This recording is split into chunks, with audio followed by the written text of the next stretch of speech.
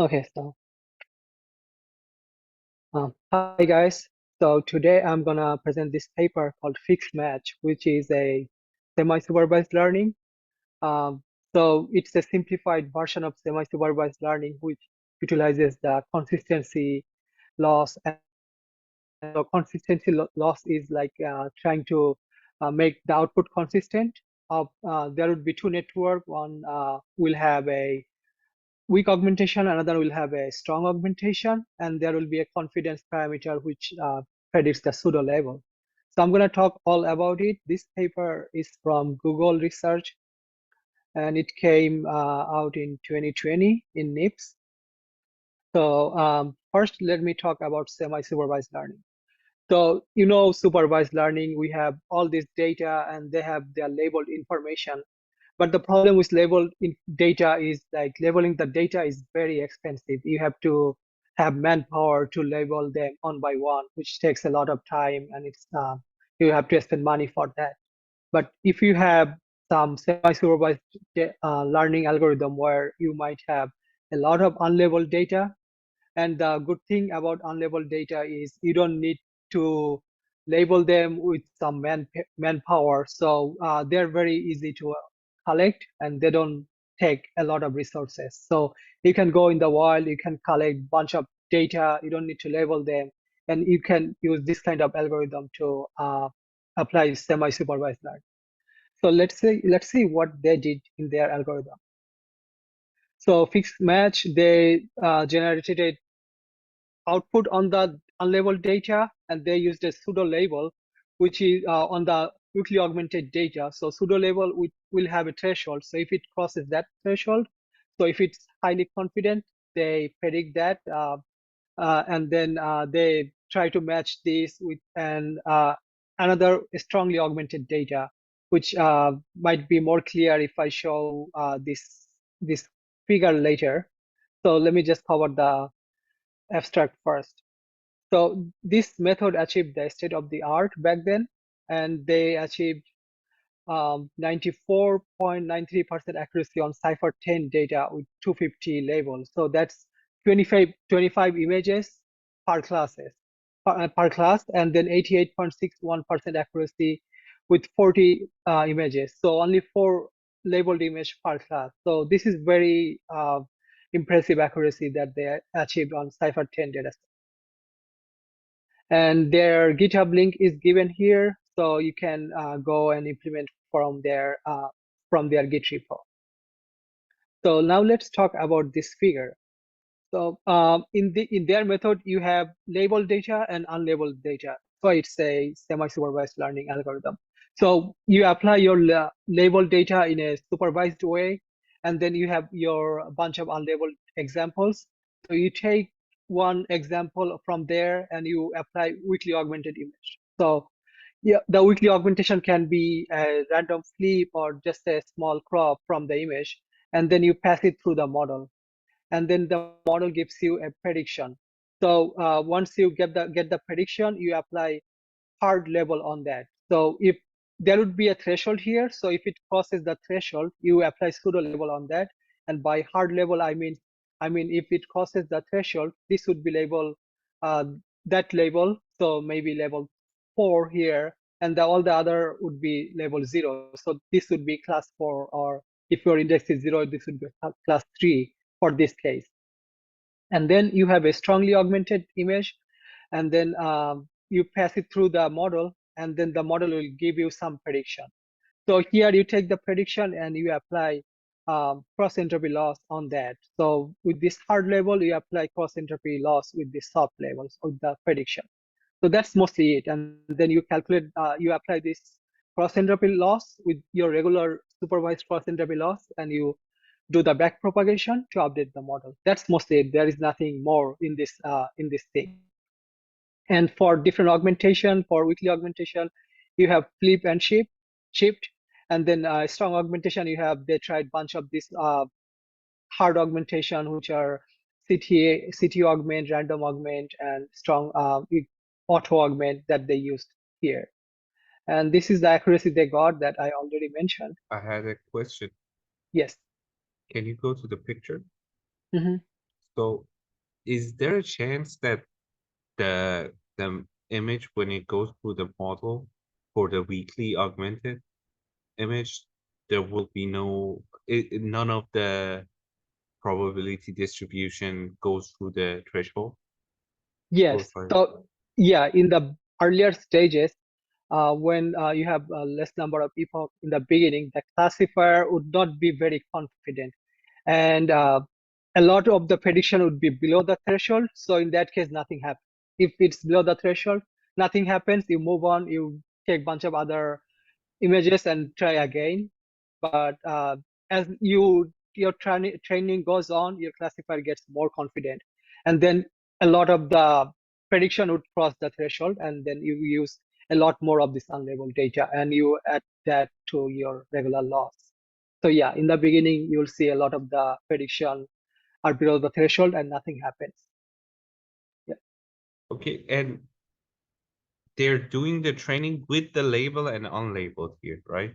So like right. I'm like imagining if like we had this data set, data unlabeled data set that none of the images go through higher than the threshold, then this model will not work, or like because it's training with the label model, it will change and eventually it has to show up. Okay. Yeah.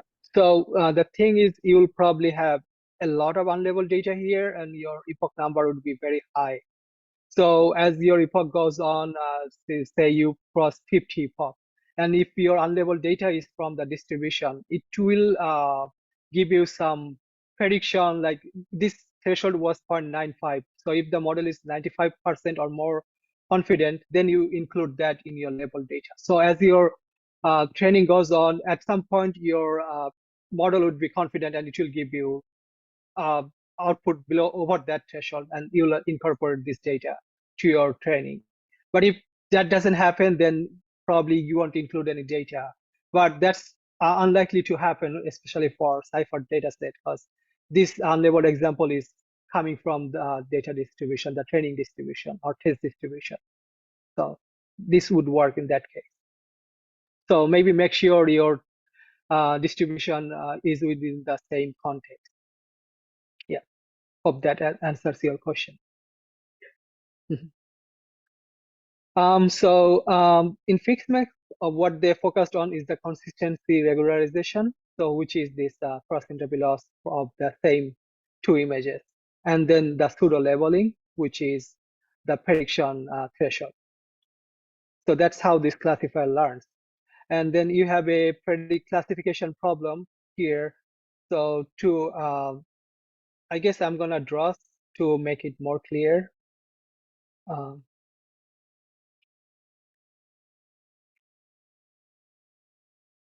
So first we have labeled and unlabeled examples.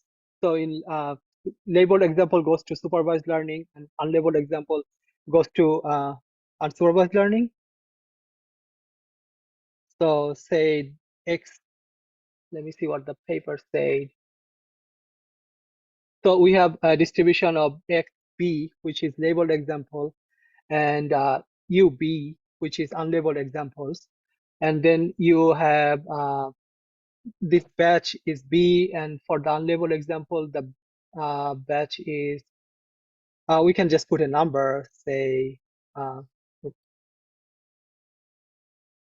um, say a small b is the batch for unlabeled data. And from the labeled data, you take a batch of B of this labeled data. So it would be XB and PB, which is the label. And for the Y you only take the batch of, I don't know why it's acting weird, but anyway, you have only this UB, which is the unlabeled data, and then you do this prediction and you calculate the cross entropy loss. So you'll have two cross entropy loss, one for labeled data and one for unlabeled data. So labeled data, let's say this is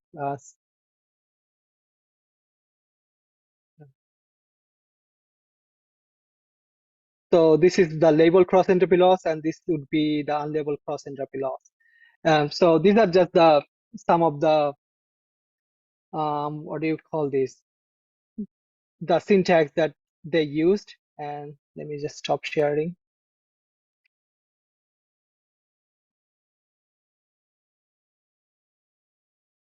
So yeah, that's what they did here. So I just wanted to clarify that. And yeah, that's just the basic of how you apply this mathematics for machine learning. And let's go into some other background for unsupervised learning. So you see this loss term, this equation one, this is just regular mean square error loss between two output. But in their experiment, they didn't use mean square error, they used cross entropy. So how this happens, like in most unsupervised learning, you will see this. So you see this one augmentation goes into the classifier, and then we get a label, we get a pseudo label, or you don't need label for mean square error loss. You have two output and you calculate the distance between these two. So these two terms may seem similar, but this alpha is a stochastic function. So that means they will have some difference, and that's just the mean square error loss. So, but here they use the cross entropy loss, and then so on the highest prediction, they applied hard label. So that would be have a like a one hot encoding label, and the other one would have a soft label, and you apply cross entropy loss. And then this tau term, it's the threshold for pseudo labeling. So this is their main algorithm, where this LS is the regular supervised cross entropy loss, and then you have LU, which is the unsupervised loss, which is the cross entropy loss of the unsupervised data. And then you have a lambda U term, which is a weight function that's getting added to this LU loss, the unsupervised loss. So you'll see in most unsupervised learning algorithm that you have this combination of the loss function. But in FixMatch, they said like it's not necessary, because they found that since in the beginning a lot of your data are not crossing the threshold. So nothing's happening in the beginning. And once your model is well trained, a lot of the data will pass the threshold. So in the beginning, nothing happens, but in the end, LU will have a lot of the images. So that's why they said you don't need to use the weight. You can just ignore the weight. So lambda U becomes 1, and then it becomes LS and plus LU. So that's how their loss function works. And yeah, then this augmentation is just how they did the augmentation, which I already covered. And they used an SGD optimizer, a stochastic gradient descent, instead of Adam optimizer, because they said Adam was performing with worse accuracy. So they used SGD with a momentum. And a lot of their work was motivated from this paper remix match, which I haven't studied yet, but I'm gonna study that and maybe present later some other time. And let's now see their output. So they used these different data sets, Cypher 10 and 100, SBHN, STL10, and ImageNet dataset to do their classification. And you see this is the output on Cypher 10, SBHN, and STL10. And in most cases, their algorithm achieved the best accuracy. And they show this is not the accuracy parameter, this is the error term. So the lower the error, the better the classifier performed. And in most cases, these bold values, these are their output from their method. So they achieve very high accuracy here. And let's move on. So this figure 2, this is a very interesting thing from their research. They said that they use 10 labeled examples, which means only one sample per class, and they achieved 78% accuracy on Cypher 10 dataset. So this is, you can say, one-shot learning, and they achieved 78% accuracy on that. And next, yeah, so that's mostly about this paper. And they also tried different confidence threshold, which I already mentioned was 95%. When the confidence was more than 95 or 95%, they considered that as a pseudo level. So they tried that, and this you can see at 90.95, they achieved the highest accuracy or lowest error rate. And they also use the temperature parameter. So temperature is a term for softmax. When your temperature, in regular case, it's 1, but when it's more than 1, your probability will be less sensitive, and when it's less than 1, it becomes more sensitive. So, and they found that temperature didn't have much effect on their output. So yeah, 0.99 did not hurt much. So they said you don't need to use a temperature. And yeah, that's mostly about this paper. I don't think I have much to share. And this is their pseudocode. So this is what everything I just shared. You have labeled data, unlabeled data. You perform the cross entropy for labeled data, and then you apply prediction with the augmentation, and then you have your pseudo label, and then you apply cross entropy loss with the pseudo label for unlabeled data, and then you add this loss term together, and then do the back propagation. Yeah. So I guess that's mostly it, but they also had some output from ImageNet dataset where they used a lot of a huge batch size.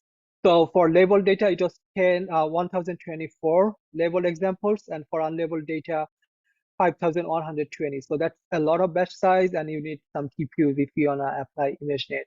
But for Cypher, you can use on your regular GPUs, and you can implement this, and it probably won't take that much time. Yeah, so that's mostly about this paper for this week. Do you have any question, Mo? No, I think I'm good. Okay, then I guess we are done. Thank you. Thank you.